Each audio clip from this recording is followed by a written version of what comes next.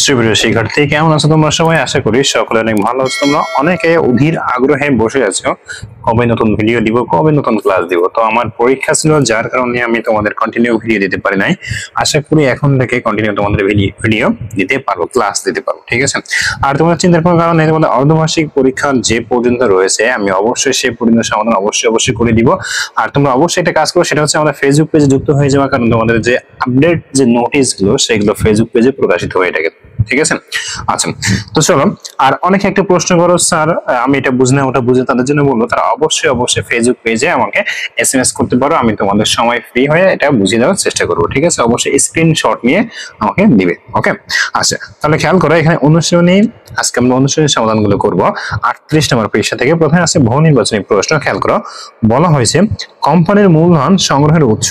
আমাদের একটা কোম্পানির মূলধন সংগ্রহ করতে হলে কোন কোন উৎস থেকে আমরা সংগ্রহ করতে পারি সেটা আমার এখানে দেওয়া রয়েছে। বলা হচ্ছে শেয়ার, বন্ড, ডিবেঞ্চার, ঠিক আছে? তাহলে এই তিনটা জায়গা থেকে আমরা কোম্পানির যে মূলধনটা রয়েছে, টাকাটা থাকে, আমাদের তাৎক্ষণিক যে টাকাটা প্রয়োজন সেটা আমরা সংগ্রহ করতে পারি, ঠিক আছে?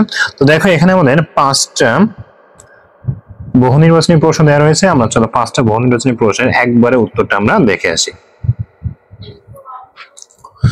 তো এবার দেখো, প্রথম যেটা ছিল সেটা উত্তর ঘ নাম্বার ছিল, আমরা একটু আগে বলে দিলাম। এরপরে যেটা রয়েছে খেয়াল করি, দেখো বলা হয়েছে অগ্রাধিকার শেয়ার মালিকদের অসুবিধা কোনটি অসুবিধা হয়? তো এখানে সীমিত আয়, ঠিক আছে? আচ্ছা, এরপরে দেখো 3 নাম্বার বলা হয়েছে স্টক এক্সচেঞ্জের তালিকাভুক্ত কোম্পানির শেয়ারগুলোকে কয়টি শ্রেণীতে ভাগ করা হয়? এখানে 5টি শ্রেণীতে ভাগ করা হয়। তোমরা অবশ্যই বইটা রিডিং করে ফেলবে, তাহলে দেখবে এই উত্তরগুলো করতে তোমাদের কোনো প্রকার সমস্যা হবে না। আর তোমরা আরো একটা সাজেস্ট করবো, দেখো তোমাদের বইটা খুব সুন্দরভাবে পড়বে এবং যারা গাইড বই কিনেছো তারা অবশ্যই গাইড বইটা ফলো করে দেবে। অতিরিক্ত বেশ কিছু টিপস দেওয়া থাকবে, কিছু প্রশ্ন দেওয়া থাকে, কিছু অঙ্ক দেওয়া থাকে, সেগুলো তোমরা করে ফেলবে, তাহলে দেখো তোমাদের সামনে যে অর্ধবার্ষিক পরীক্ষা সেখানে কোনো প্রকার সমস্যা হবে না। এবার দেখো বলা হয়েছে আমাকে উদ্দীপকটা পড়তে হবে। দেখো বলা হয়েছে জনাব হাবিব বান্ধব কোম্পানির প্রথমবারের মতো শেয়ার বিক্রির প্রস্তাব দেখে আকৃষ্ট হয়ে তা ক্রয় করলেন। বান্ধব একটা কোম্পানি, সেখানকার যে শেয়ার বিক্রির যে প্রস্তাব সেটা দেখে তিনি ক্রয় করেন। এবার দেখো কয়েক বছর পর তার আর্থিক সংকট দেখা দেয়, তিনি তা বিক্রি করতে বাজারে যেতে চাচ্ছেন। এবার দেখো এখানে বলা হয়েছে জনাব হাবিব বান্ধব কোম্পানির শেয়ার কোথা থেকে সংগ্রহ করেছেন। তাহলে দেখো আমাদের যে শেয়ার যে ক্রয় বিক্রয় হয় সেটা হচ্ছে সাধারণত প্রাথমিক বাজারে ক্রয় বিক্রয় হয়, তাহলে প্রাথমিক বাজার। এবার দেখো বলা হয়েছে শেয়ার বিক্রির জন্য হাবিবের কোন বাজার যুক্তিসঙ্গত হবে? তাহলে শেয়ার যখন বিক্রি করা হয়, অর্থাৎ যেখানে ক্রয় করা হয়, প্রথম যে স্তর সেটাকে আমরা প্রাথমিক বাজার বলি, আর এর পরের যে স্তর সেটাকে আমরা সেকেন্ডারি বাজার বলি। তাহলে আমরা এটাকে উত্তর হবে সেকেন্ডারি বাজার। আশা করি এটা ক্লিয়ার হয়ে বুঝতে পেরেছো। এবার দেখো এরপরে আমাদের 4টা সংক্ষিপ্ত প্রশ্ন দেওয়া রয়েছে। তো সংক্ষিপ্ত প্রশ্নগুলো কি কি? কোন লভ্যাংশ নীতিতে আয়ের কম অংশ লভ্যাংশ প্রদান করা হয়? ঠিক আছে, এইভাবে এখানে 4টা সংক্ষিপ্ত প্রশ্ন আমাকে দেওয়া রয়েছে। তো চলো আমরা একটা একটি করে 4টা সংক্ষিপ্ত প্রশ্নের উত্তর দেখে আসি। তো দেখো প্রথম যে প্রশ্ন ছিল কোন নীতিতে আয়ের কম অংশ লভ্যাংশ প্রদান করা হয়? তো দেখো এখানে উত্তর দিয়েছি লভ্যাংশ নীতিতে যেখানে আয়ের কম অংশ লভ্যাংশ হিসেবে প্রদান করা হয় সেটিকে স্থিতিশীল লভ্যাংশ নীতি বলা হয়। এই নীতিতে প্রতিষ্ঠান লাভের বড় অংশ পুনঃবিনিয়োগ করে ব্যবসার সম্প্রসারণ বা উন্নয়নের জন্য এবং তুলনামূলকভাবে কম পরিমাণ লভ্যাংশ প্রদান করে থাকে। এরপরে যে কোশ্চেন ছিল বলা হয়েছে মুনাফার একটি অংশ ভবিষ্যতে ব্যবসায়ের কোন ধরনের কাজের জন্য সংরক্ষিত থাকে? দেখো বলা হয়েছে মুনাফার একটি অংশ ভবিষ্যতে ব্যবসায়ের বা বিভিন্ন ব্যবসায়িক কাজের জন্য সংরক্ষিত থাকে, যাকে সংরক্ষিত আয় বলা হয়। সাধারণত এটি নিম্নলিখিত কাজে ব্যবহৃত হয়। সংরক্ষিত যে আয়গুলো সেগুলো কি কি কাজে ব্যবহৃত হয় একটু দেখিনি। ব্যবসা সম্প্রসারণের ক্ষেত্রে, গবেষণা এবং উন্নয়নের ক্ষেত্রে, ঋণ পরিশোধের ক্ষেত্রে, জরুরি সঞ্চয়, আর সর্বশেষ সম্পদ ক্রয়। এবার দেখো 3 নম্বর যে কোশ্চেনটা ছিল বলা হয়েছে শেয়ার বাজারে সার্বিক অবস্থা বোঝার জন্য কি ব্যবহার করা হয়? দেখো এখানে শেয়ার বাজারের সার্বিক অবস্থা বোঝার জন্য বেশ কয়েকটি সূচক বা বিশ্লেষণ পদ্ধতি ব্যবহার করা হয়। নিচে তার কয়েকটি গুরুত্বপূর্ণ দেওয়া হলো। তো দেখো এখানে শেয়ার বাজারের সামগ্রিক গতি ও অবস্থান বোঝার জন্য বিভিন্ন শেয়ার সূচক ব্যবহার করা হয়। যেমন প্রথম দেখো DS bond index, Dhaka stock exchange প্রধান সূচক, অর্থাৎ এই যে এটাকে বলা হয় ঢাকা স্টক এক্সচেঞ্জ। তারপর দেখো CSE30, এটাকে বলা হয় চট্টগ্রাম স্টক এক্সচেঞ্জ। এরপর দেখো S&P 50 500, এটাকে বলা হয় আন্তর্জাতিক বাজার পর্যবেক্ষণ ব্যবহৃত সূচক। ঠিক আছে, এবার দেখো বলা হয়েছে এরপর লেনদেনের পরিমাণ হিসেবে ব্যবহার করা হয়, বাজারে কি পরিমাণ লেনদেন হচ্ছে না হচ্ছে, বিনিয়োগকারীরা কি পরিমাণ বিনিয়োগ করতেছে না করতেছে। তারপর দেখো বাজারের মূলধন, একটা বাজারের মূলধনের পরিমাণ কেমন কিনা কি তার উপর ভিত্তি করে বাজারের প্রবণতা। ঠিক আছে, তো এইগুলোর উপর ভিত্তি করে মূলত একটা বাজারের শেয়ারের সার্বিক অবস্থা আমরা জানতে পারি। ঠিক আছে, আশা করি খুব সুন্দরভাবে এটা বুঝতে পেরেছো। এবার দেখো এরপরে বলা হয়েছে শেয়ার বাজার কোন দেশের অর্থনীতি, অর্থাৎ শেয়ার বাজার যে কোনো দেশের অর্থনীতিতে কোন ধরনের বাজার হিসেবে ভূমিকা রাখে। তাহলে একটা শেয়ার বাজার যে কোনো একটা দেশের অর্থনীতিতে কোন ধরনের ভূমিকা রাখে সেটা তোমাকে বলতে হবে। তো দেখো খেয়াল করো, শেয়ার বাজার যে কোনো দেশের অর্থনীতিতে পুঁজি বাজার হিসেবে গুরুত্বপূর্ণ ভূমিকা রাখে। এটি দীর্ঘমেয়াদী বিনিয়োগ ও অর্থ সংস্থান পরিচালনার জন্য ব্যবহৃত এবং সাধারণত দুটি প্রধান অংশ থাকে। প্রথম যেটা প্রাইমারি বাজার, যেখানে কোম্পানিগুলো প্রথমবারের মতো শেয়ার ইস্যু এবং বিনিয়োগকারীদের কাছে বিক্রি করে, এটি মূলধন সংগ্রহের প্রধান উৎস। এবার দেখো দ্বিতীয়ত সেকেন্ডারি বাজার বা দ্বিতীয় বাজার বলি, এটাকে আমরা দ্বিতীয় না লিখি সেকেন্ডারি লিখবো। ঠিক আছে, বাংলা লিখবো সেকেন্ডারি বাজার, যেখানে ইতিমধ্যে ইস্যু করার শেয়ার বিনিময় হয়, অর্থাৎ বিনিয়োগকারীরা শেয়ার কেনাবেচা করতে পারে, এটি বাজারের তারল্য বৃদ্ধি করে।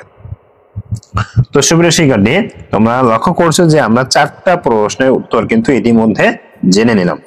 এবার আমরা খেয়াল করবো সৃজনশীল 1, এরপরে 2, তাহলে 1 নম্বর এবং 2 নম্বর সৃজনশীল, এই দুইটা সৃজনশীল করলে আমাদের কিন্তু হয়ে যাবে। তাহলে চলো আমরা একটা একটা করে সৃজনশীল 1 এবং সৃজনশীল 2 এটার উত্তর আমরা সুন্দরভাবে দেখে নিই। তো সুপ্রিয় শিক্ষার্থী খেয়াল করো, এখানে প্রথম যে সৃজনশীল ছিল এখানে একটা উদ্দীপক দেওয়া রয়েছিল, উদ্দীপকটা তোমরা অবশ্যই পড়ে ফেলবা। আমরা প্রথম যে প্রশ্নটা সেটা খেয়াল করি, বলেছে ডিভেঞ্জার মালিকরা কাদের সমান মর্যাদা ভোগ করে। তো দেখো ডিভেঞ্জার মালিকরা সাধারণত পাওনাদারের সমান মর্যাদা ভোগ করে। এরপর দেখো বলা হচ্ছে কোন ধরনের লভ্যাংশ প্রদান করলে কোম্পানির শেয়ার সংখ্যা বৃদ্ধি পাবে, ব্যাখ্যা করো। কোন ধরনের, দেখো এখানে বলা হয়েছে কোম্পানির ইস্যুকৃত শেয়ারের উপর স্টক লভ্যাংশ প্রদান করলে কোম্পানির শেয়ার সংখ্যা বৃদ্ধি পায়। এবার এই সম্পর্কে এখানে বিস্তারিত দেওয়া রয়েছে, এটা তোমরা একটু পড়ে ফেলবে। এবার দেখো বলা হয়েছে শাইনুর সূর্যোদয় ও সৈকত কোম্পানির কোন তথ্য বিশ্লেষণ করেছেন, ব্যাখ্যা করো। তো দেখো এখানে বলা হয়েছে উদ্দীপকে শাইনুর সূর্যোদয় ও সৈকত কোম্পানির আর্থিক বিবরণী সংগ্রহ করে এর বিভিন্ন তথ্য বিশ্লেষণ করেছে। আমরা একটা প্রতিষ্ঠানের আর্থিক তথ্য বিশ্লেষণ করলে বুঝতে পারি যে এই প্রতিষ্ঠানের লাভটা কেমন হওয়া উচিত বা কেমন আশা করা যায়। ঠিক আছে, সবকিছু লাভ বা ক্ষতি সবকিছু। এরপর দেখো শেয়ার বিনিয়োগ একটি ঝুঁকিপূর্ণ বিনিয়োগ, অর্থাৎ এই যে আর্থিক বিশ্লেষণ করে তারা শেয়ার বিনিয়োগ করছে সেই সম্পর্কে এখানে বিস্তারিত লেখা হয়েছে, তোমরা সুন্দর করে এটা একটু দেখে নিবে। এরপর দেখো আমাকে ঘ নম্বর যেটা বলা হয়েছে কোন ধরনের বিনিয়োগকারী হওয়া শাইনুরের জন্য যুক্তিযুক্ত হবে বলে তুমি মনে করো। তাহলে খেয়াল করো, উদ্দীপকের সাধারণত শেয়ারের বিনিয়োগকারী হওয়া শাইনুরের জন্য যুক্তিযুক্ত হবে, আর শেয়ারে বিনিয়োগকারী বা শেয়ারে বিনিয়োগ করা কেন যুক্তিযুক্ত হবে সেটাও এখানে বিস্তারিতভাবে লিখে দেওয়া রয়েছে, তোমরা এটা একটু দেখে নিবে। ঠিক আছে, এবার আমরা চলে যাবো 2 নম্বর যে প্রশ্ন। খেয়াল করো 2 নম্বর যে প্রশ্ন সেখানে কি বলা হয়েছে, এখানেও ঠিক একইভাবে আমাদের প্রথমে একটা উদ্দীপক দেওয়া রয়েছে, এটা তোমরা পড়ে ফেলবে। প্রথম যে প্রশ্ন, শেয়ার মালিকদের প্রাপ্য আয় কি। দেখো শেয়ার মালিকদের প্রাপ্য আয় হলো লভ্যাংশ। এরপর খেয়াল করো যেসব কোম্পানির আয় স্থিতিশীল তারা কেন স্থির লভ্যাংশের সাথে অতিরিক্ত নীতি অনুসরণ করবে, ব্যাখ্যা করো। তো দেখো বলা হয়েছে স্থির লভ্যাংশের সাথে অতিরিক্ত লভ্যাংশের নীতি অন্যান্য লভ্যাংশ নীতির তুলনায় অধিক অনুসরণীয়। ঠিক আছে, এবার এই সম্পর্কে এখানে বিস্তারিত ব্যাখ্যা দেওয়া রয়েছে। এবার দেখো গ নম্বরে বলেছে এ এবং জেড, এ এন্ড জেড কোম্পানির অর্থায়নের জন্য কোন ধরনের বা কোন কৌশলী বেছে নিয়েছে বর্ণনা করো।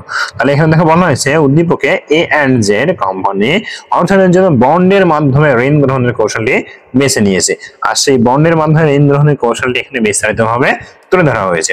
এরপর দেখো বলা হয়েছে এ এন্ড জেড কোম্পানি বিলুপ্ত হওয়া বা নষ্ট হওয়া উভয় ক্ষেত্রে খবির একজন ব্যক্তি কিন্তু খবির হোসেনের বিনিয়োগের নিরাপত্তাটি মূল্যায়ন করো। আর এখানে দেখো বলা হয়েছে উদ্দীপকে এ এন্ড জেড কোম্পানি বিলুপ্ত হওয়া বা না হওয়া উভয় ক্ষেত্রেই জনাব কবির হোসেনের বিনিয়োগের নিরাপত্তা রয়েছে। ঠিক আছে, এবার সেই সম্পর্কে এখানে বিস্তারিত আমাদের এখানে দেওয়া রয়েছে, তোমরা সুন্দর করে এটা দেখে নিয়ে নোট করে রাখবা। ঠিক আছে, কোনো রকম সমস্যা হবে না।